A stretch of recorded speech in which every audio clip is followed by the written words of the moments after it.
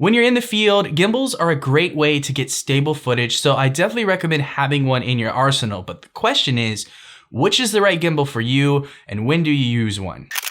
Hello everyone, my name is Spencer Ryan. I am a photographer, filmmaker, and creative director, and today we're gonna talk about the Zhiyun Weebill Lab. To give you guys a little bit of context, I used to have the Zhiyun Crane version 2. Not the Zhiyun Crane 2, but the Zhiyun Crane version 2. It was version 2 of the first Zhiyun Crane. And while it was a good gimbal, it was not a great gimbal for me because when I loaded my Sigma 16mm lens onto my A6500, I got a lot of wobble, even when I had it balanced out correctly. So the payload on that gimbal wasn't great for what I needed it for, and overall, it wasn't working. I actually found this out when I was on a shoot with a local couple who are actually professional dancers, and I was getting a lot of wobble because of the weight of my setup on top of the gimbal. So I was in the market for a new one, and I just happened to stumble across James Matthews' media video about the Zhiyun Weebill Lab, and he basically told me that I should buy it. I mean, literally, he was like, so overall, I think this gimbal is absolutely sick. Who am I kidding? He didn't actually tell me that I should buy it, but I did watch his review and I found it extremely beneficial.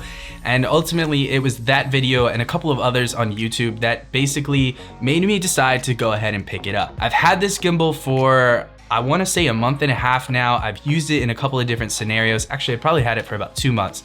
I've used it in a lot of different scenarios, and I want to dive into the good and the bad.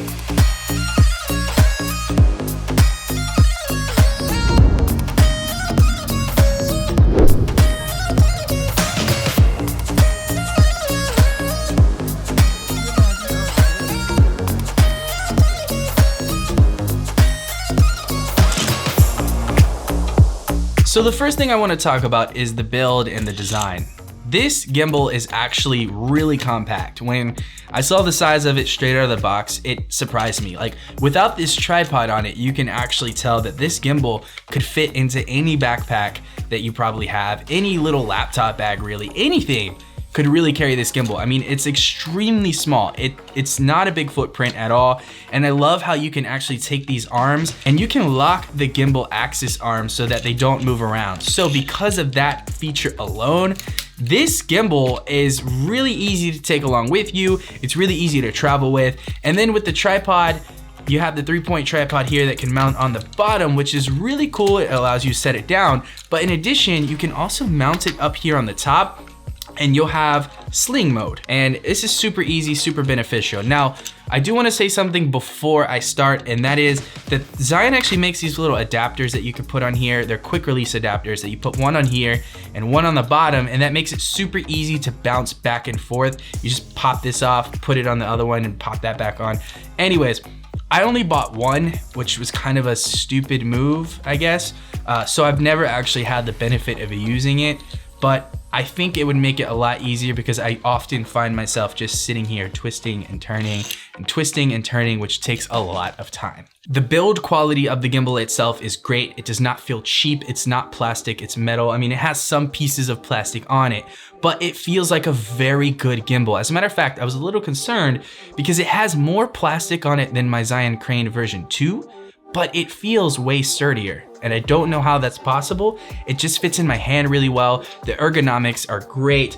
I mean, it's a funky design, don't get me wrong. It looks weird, but it feels great. The thing that really sold me about this gimbal was its features. This gimbal is actually advertised to have image transmission. So basically, you connect your camera to the gimbal via USB, you put your phone in this little phone holder, and it connects to the gimbal via Wi-Fi and Bluetooth, and it's supposed to work as a image transmission monitor. So basically, it's supposed to act like a field monitor. It gives you the grid, it gives you full control of the camera through both these buttons here on the front as well as in the app on the Zhiyun Play app. Now, the way Zhiyun advertised this working is not the way it actually works, and this is my biggest gripe with this gimbal.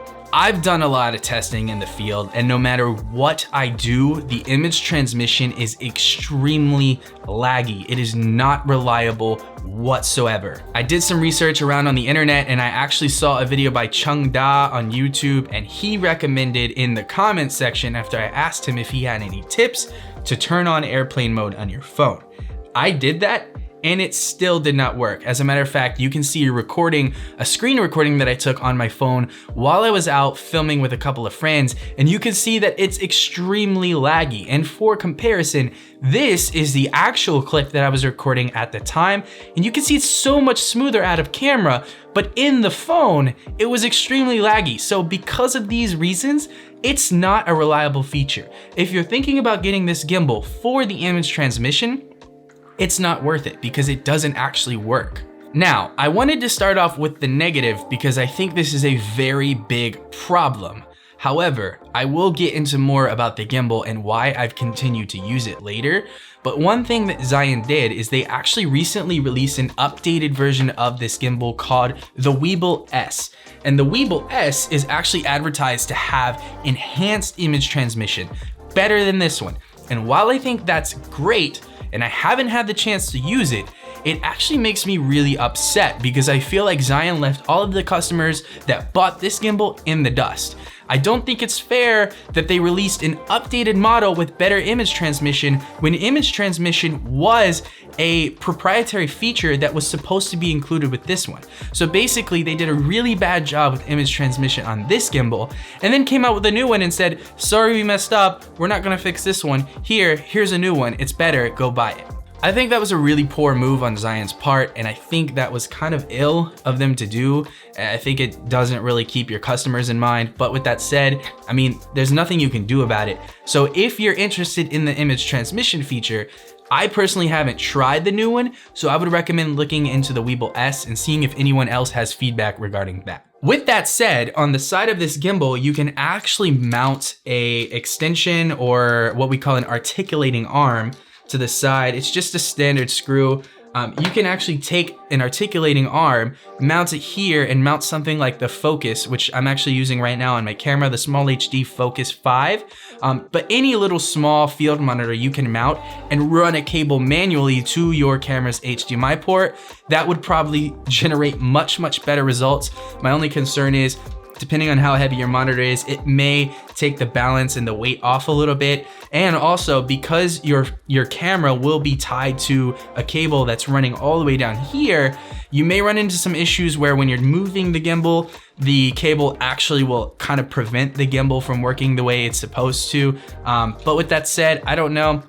I haven't had the chance to mount the Small HD Focus on here yet, but I imagine it would actually work much better than using the camera phone image transmission software feature because it doesn't work at all, really. It's laggy and it has no use to me whatsoever. One of my favorite features that I would like to talk to you guys about is actually Sling Mode. Sling Mode is really neat. This is something that I've never seen in a gimbal before. Built this way. I know that the Ronins have, you know, the little handle at the top that you can attach or whatever, but the fact that it was built like this is really neat. The fact that I can switch the tripod from the bottom to the top and hold it like this is really cool, and I imagine it's even better with the quick release plate, which I don't have. I only have one of them, so it really doesn't make sense to put it on there. But using this in Sling Mode is actually really awesome. It helps when you're trying to get some of those lower shots or you're using vortex mode, which we'll talk about in a second.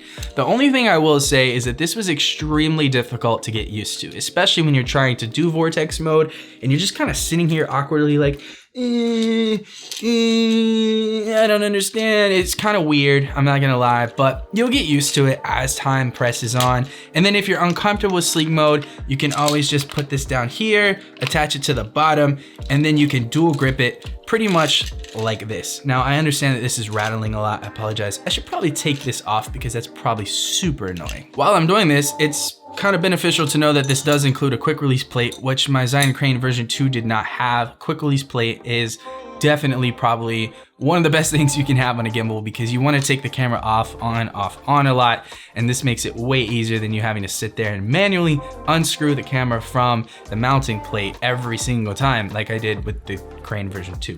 When I first started using this gimbal, especially on the shoot with the professional dancers, I noticed that it was very jerky and I saw a lot of other people had the same issue. I actually ended up going in and customizing my settings manually These are the settings that I used for this gimbal, and I found it to be much smoother, much easier to use, and it did not jerk as much. You can go into the Zhiyun Play app and actually change these settings. Here, I'll link them below. I'll put them in the description, but here's a screenshot of it. These are the settings that I use, and I found them to be most natural and easier to use. All right, so let's talk about the individual modes and features of this gimbal. On the side, you have a switch. It's pan following mode or locking mode. Those are pretty standard on most gimbals. The features that I'm most excited about is this go button, as well as the POV button and vortex mode. So the go button is kind of like sport mode. It allows the gimbal to move really rapidly. This is super handy when you're in a sports scenario, or you're doing like parkour video or something like that. This allows you to move the gimbal really quickly, and it can pretty much keep up while still having a little bit more of a stable feel than if you were holding it handheld. The POV mode is really neat because it's basically exactly like it sounds. It's POV. So if you're holding the camera like this and you tilt it, it will tilt. It'll tilt this way. It'll go back, forward. It's literally following every single movement that you make with your hands. And that's super beneficial. I actually tend to like this mode a lot. I still haven't decided whether I like this mode better than vortex mode or not, but vortex mode is very specific. And that takes me to vortex mode.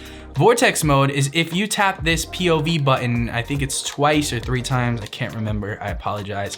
I'll put it right here. It'll go into vortex mode, and that's that 360 roll mode that you guys see in some of the newer gimbals, which is really cool. It allows for some really cinematic shots. And the reason I say cinematic, I'm not using that in a cliche manner, but if you're in Hollywood, you'll see that they use this very sparingly, but it can actually create a lot of interesting emotions in the viewer. So it's really cool to incorporate. James Matthews, I referenced him earlier. He's actually playing on my monitor right now. He's a great creator. You guys should go check him out, but he does a lot of those roll shots. And I imagine POV mode or vortex mode are super handy for him. He actually used it in his review of this gimbal as well. On the back of the gimbal is a trigger. If you hold it, it'll actually put it into follow mode. I tend to use this a lot. It makes it much easier to keep up with your subject. And then I think if you triple tap it, it puts it in a selfie mode, so the camera will actually spin around and allow you to see yourself if you have a flip screen. If not, you're just basically recording in kind of like vlog mode or selfie mode. And then if you tap it double times, it'll actually reset the gimbal back to its standard position. One thing that I couldn't figure out is, how do I lock something into follow mode, or how do I lock something into go mode? On this wheel right here at the top, if you press this 3 times, that locks all keys. This is super beneficial if you're out in the field and you don't want to knock something and mess the mode up, and you want to get it right every single time, because trust me, when you're in the field, sometimes things like that happen and you knock it and you only had one time to get this shot, so you're kind of messed up if you went from like go mode to POV mode or something. Well, it's really easy actually to lock into follow mode or to lock into go mode. What you do is you hold the trigger or you hold the go button, and then you tap the lock button on the top, LV, 3 times, and that'll lock you into that mode. It's important to know that if you want to get out of that mode, you have to unlock your keys and then reset to whatever mode you'd like to use. Here on the side, you have a little follow focus wheel. This only works with the follow focus motor attachment that you can buy separately, or I think it comes with one of the kits. I don't have this, I don't really use it. That's for more advanced expert users, but it's nice to know it's there and it feels really good. And then last but not least, I really do want to touch on these locking axes. Anyways, you can lock these, and that makes it super beneficial so that if you're transporting the gimbal around, you're not damaging the motors or anything. It also really helps to balance out the gimbal. So for example, if you want to balance it out on the x-axis, you can lock these other axes, I cannot get that down. You can lock them, and it'll make it really easy to balance out the gimbal, make sure that it's perfectly balanced so that when you are using it, it feels really good. It's not jerking around, it's not moving, it's not acting in any undesired behavior or any way that you don't want it to. So that's actually super beneficial. I really do feel like I'm rambling on about this gimbal, but I wanted to give you guys a detailed look as to why I actually purchased this gimbal. The only gripe that I have with it is the image transmission. I mean, that had to have been my favorite feature that ended up not working at all, which really upset me. Other than that, it's a great gimbal. It's small, it handles everything I need it to. I could throw an A7 III on here with the Sigma 16mm heavy lens, heavy camera, and it still handles it pretty well. You definitely want to check out Zhiyun's website to see the official specs. I think it maxes out at like 3 kilograms or something like that, but it's definitely important that you understand that beforehand. Do I recommend the gimbal? Yes, absolutely. I love the Weebill Lab. That's why I continue to use it. That's why I haven't got rid of it. However, I think it's worthwhile looking into the Weebill S because I think it has an improved image transmission system, which, like I said before, I haven't actually had a chance to try. I imagine it's much better. I hope it's much better. I hope they wouldn't just go put out another gimbal and it not be perfect, but I haven't got my hands on it, so I don't know what it's like. Overall, as a gimbal, it is a great device. I really love it. It handles everything I need it to. It's really quick, easy. I can throw it in my backpack. I took it with me to Boston and I carried one bag, not a carry-on. I carried a personal item. I had all of my clothes, my laptop, my camera, and this in my bag, and it still basically had no footprint, which is super awesome. I definitely recommend you guys checking this out. Zhiyun did a great job at building a gimbal, and it's just the image transmission doesn't work very well, but I'll let you decide whether or not that's important to you. If you found this review helpful, please give it a like, give it a thumbs up, comment below your thoughts on the gimbal, or if you have any questions about it, I'll be sure to address them. And if you haven't subscribed to the channel, please do so. I would love to have you guys along and smash the bell button, you know, get all those little notifications when I put out another video like this. As always, thank you for watching, and I'll see you guys on the next video.